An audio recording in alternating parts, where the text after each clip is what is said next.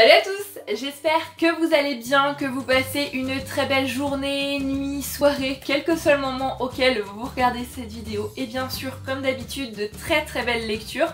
Pour ma part, je suis comme toujours très heureuse de vous retrouver aujourd'hui sur la chaîne Booktube pour une nouvelle vidéo revue. Et aujourd'hui, on se retrouve pour parler d'un grand classique quand même de la littérature française, puisque j'ai terminé Belle Amie de Maupassant. Donc oui, moi j'ai une très belle édition parue chez Hachette que j'aime énormément, mais il n'y a pas le titre ni le nom de l'auteur sur la couverture. Donc vous vous doutez bien que je ne vais pas vous tenir pendant toute la vidéo. Voilà, un livre sur lequel il n'y a aucune indication si ce n'est sur le dos. Donc je vous mettrai au moment où je vous parlerai du livre en lui-même bien une image tout simplement. Mais je voulais quand même vous le montrer parce que je le trouve vraiment très beau. D'ailleurs au passage, si quelqu'un a une astuce pour faire partir ces petites taches de peinture ici, je l'ai acheté comme ça. Je trouve que c'est un petit peu dommage. Donc si quelqu'un sait comment on peut faire partir des taches de peinture sans endommager un livre, je suis preneuse. Mais avant de vous parler de Belle Amie, de vous parler du roman en lui-même, je voudrais vous parler un petit peu de Maupassant, parce que c'est vrai que quand je vous parle de classique, j'aime bien faire un petit aparté sur l'auteur, sur sa vie, sur ce qui a pu influencer son œuvre, parce que je trouve que c'est toujours intéressant de remettre un petit peu les choses dans leur contexte.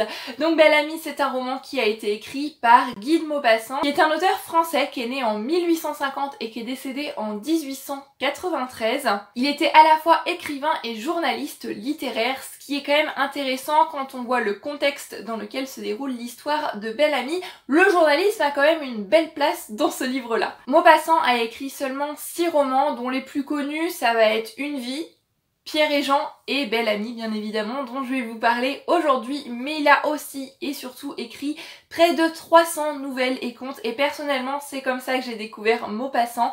J'aimais beaucoup ces nouvelles, j'en ai lu quelques-unes, et j'ai surtout vu les adaptations qui passaient il y a quelques années maintenant en série télé. Je ne sais absolument plus comment s'appelait cette petite série, mais c'était vraiment chouette, et j'avais envie de découvrir Maupassant cette fois-ci avec l'un de ses romans, et j'avais celui-ci qui traînait dans ma palle depuis quelques temps.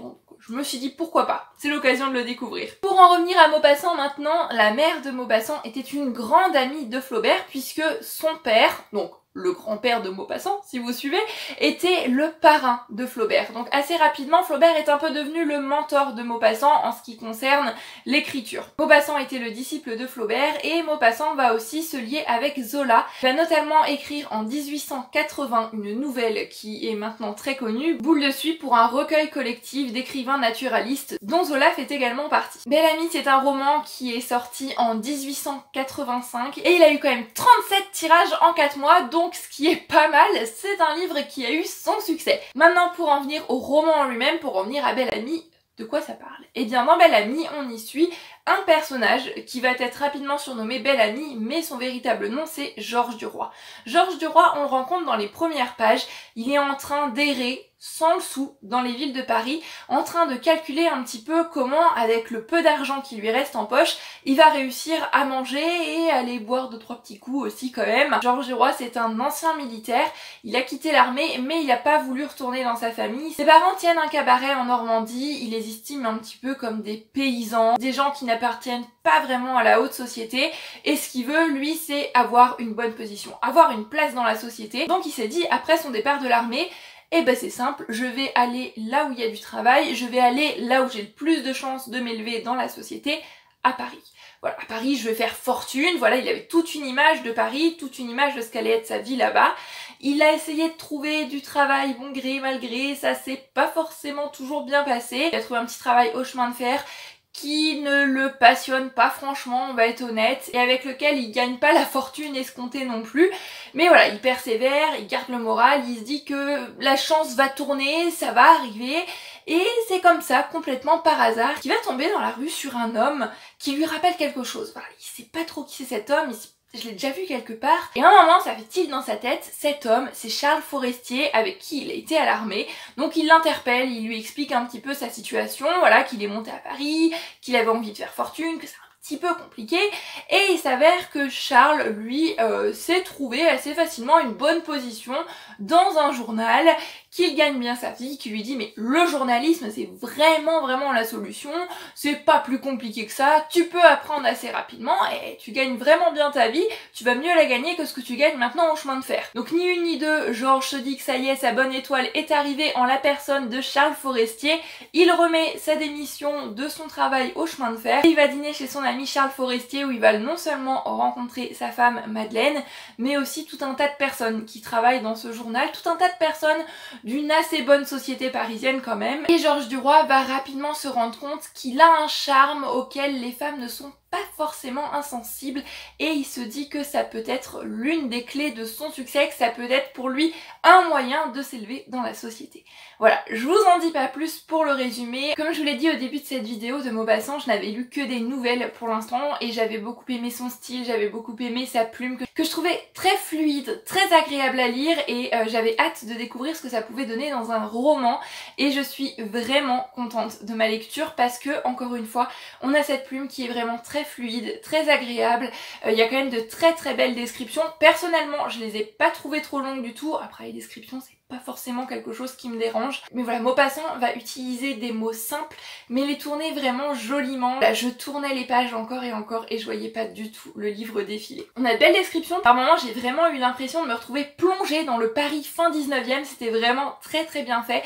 Mais ce qui est surtout bien fait, je pense, dans ce roman, c'est la mentalité des personnages. Notamment le personnage de Georges Duroy, qui a une mentalité, qui a une psychologie vraiment très particulière, que j'ai trouvé extrêmement bien travaillée de la part de Maupassant. Comme je vous le disais, Georges Duroy, c'est un personnage qu'on peut peut-être apprécier au début, pour lequel on peut avoir peut-être un petit peu d'empathie. C'est un personnage qui va vraiment s'assombrir, plus il va monter dans la société, plus il va devenir sombre, et j'ai trouvé que c'était vraiment bien retranscrit. En plus de ça, on est assez souvent dans ses pensées, dans tous ces petits plans un peu machiavéliques qu'il est en train de préparer dans sa tête, et ça donne une ambiance vraiment très particulière au roman, sur laquelle j'arriverai peut-être pas forcément à mettre des mots. Mais comme je vous le disais, Georges Duroy, il est vraiment prêt à tout pour cette ascension sociale.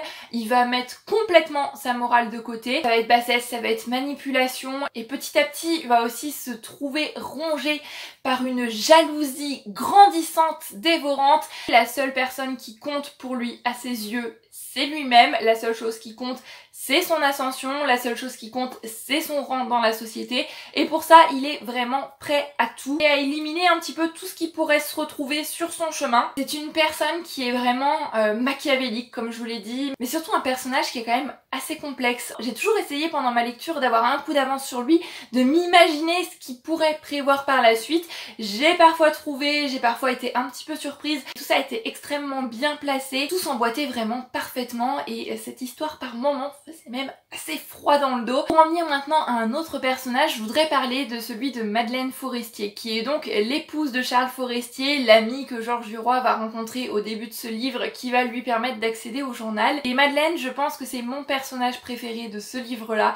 C'est une femme qui est vraiment forte, et dès le début, on sent que cette femme, elle est différente des autres femmes que nous présente Maupassant dans ce livre aussi, et elle va par moments tenir des propos qui sont quand même assez féministes, et ça j'ai beaucoup aimé. C'est une femme qui est forte, c'est une femme qui est extrêmement intelligente, c'est une femme qui est passionnée par le journalisme elle aussi, mais les femmes n'ont pas vraiment leur place dans ce milieu-là, donc elle va tenir sa maison, organiser des dîners, faire un petit peu ce que font toutes les femmes, mais à travers son mari, à travers les hommes, parce qu'elle aussi sait qu'elle plaît, elle va réussir à quand même rentrer dans le monde du journalisme, à écrire quelques petits papiers. Une femme qui est extrêmement lucide, qui se laisse pas marcher sur les pieds, qui sait elle aussi ce qu'elle veut et qui est prête à certaines choses également. Je l'ai adorée. Aussi vers la fin, il y a quelques petites choses qui vont arriver à ce personnage que je n'avais pas vu venir, mais j'ai trouvé que c'était vraiment l'un des meilleurs personnages de ce livre-là. Maupassant, je vous l'ai dit, nous fait ici de très belles descriptions. On a des personnages qui sont extrêmement bien développés, des psychologies qui sont vraiment très bien travaillées,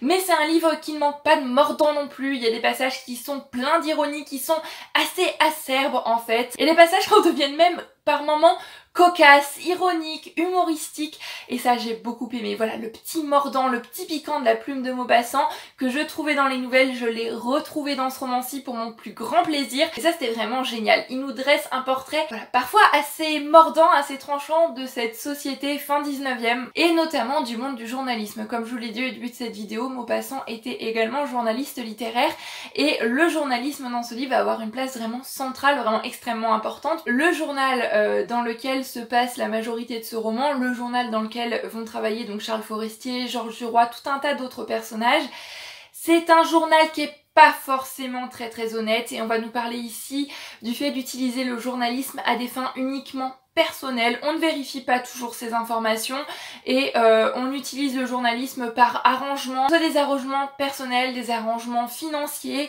Voilà, c'est un moyen de pression, c'est un moyen comme un autre, d'une part de monter dans la société, ce que veut Georges Duroy, de régler ses petits comptes personnels de manière pas franchement toujours discrète, et de se faire des petits arrangements, ce qui pose quand même une certaine question concernant les lecteurs qui vont lire ce journal, puisque une grande partie des informations qui s'y trouvent à l'intérieur ne sont pas franchement toujours vraies, ne sont pas franchement toujours vérifiées, mais sont vraiment, voilà, l'ironie, la dénonciation peut-être de certains faits concernant le journalisme à l'époque de Maupassant. Je trouvais que c'était bien fait aussi, et je pense qu'on ne peut pas parler de Bel-Ami sans parler du journalisme. C'est vraiment encore une fois une place centrale dans ce roman. D'ailleurs, c'est assez rare que les protagonistes se retrouvent au journal. Ils sont pas franchement en train de plancher sur leur prochain article, ils sont plutôt en train de se faire de sacrées compétitions de bilboquet. Donc voilà, Maupassant nous dépeint ici un journalisme pas franchement très honnête, et le journal même en lui-même dans lequel travaillent les personnages n'est pas très net, hein. Sa création, le pourquoi du comment il est là, les petits arrangements parfois assez véreux, ça est dénoncé avec brio, avec une plume vraiment mordante, toujours à travers les yeux. Derrière le point de vue de Georges Duroy, c'est vraiment une très belle lecture. Bel-Ami, c'est un livre que j'ai lu très rapidement. J'avais envie de classique et je me suis dit je vais prendre Bel-Ami, je vais me plonger dedans, ça va peut-être me prendre la semaine, et finalement je l'ai lu en 3 jours il me semble. Il y a des moments qui étaient quand même assez haletants et j'avais envie de savoir la suite. C'est un livre que j'avais beaucoup de mal à lâcher. Il y a pas mal de dialogues, donc il y a pas mal de rythme. Honnêtement, personnellement, je me suis ennuyée à aucun moment. Après j'ai vu certains avis qui disaient qu'il y avait quand même des longueurs, qu'ils avaient eu du mal à arriver au bout, mais personnellement je n'avais qu'une envie, c'était de savoir la fin.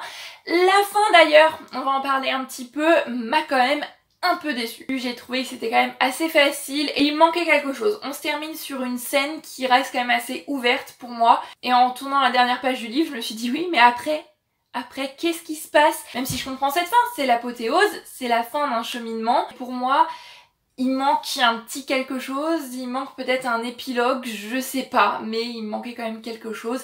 Il n'empêche que ça a été une très bonne lecture, encore une fois, que je vous invite grandement à découvrir ce livre. En tous les cas, pour ma part, ça a été un plaisir. J'ai vraiment envie de me replonger dans ces nouvelles, et pourquoi pas lire une nouvelle et puis essayer de regarder l'adaptation qu'on avait été faite à l'époque dans cette espèce de petite série téléfilm. Voilà, faudrait que je me penche sur la question, mais j'ai vraiment très envie, après la lecture de Bel-Ami, de me remettre à lire du Maupassant, parce que c'est un écrivain que j'aime vraiment beaucoup et que je vous recommande vivement. Je vous assure, c'est fluide, ça se lit vraiment tout seul. Et voilà, ça y est, c'en est terminé pour cette revue. J'espère qu'elle vous aura plu. Pour ma part, eh bien, je vous fais comme d'habitude à tous plein de bisous. Je vous souhaite de très belles lectures et je vous dis à bientôt sur la chaîne Booktube pour une nouvelle vidéo. Prenez grand soin de vous. Bye bye!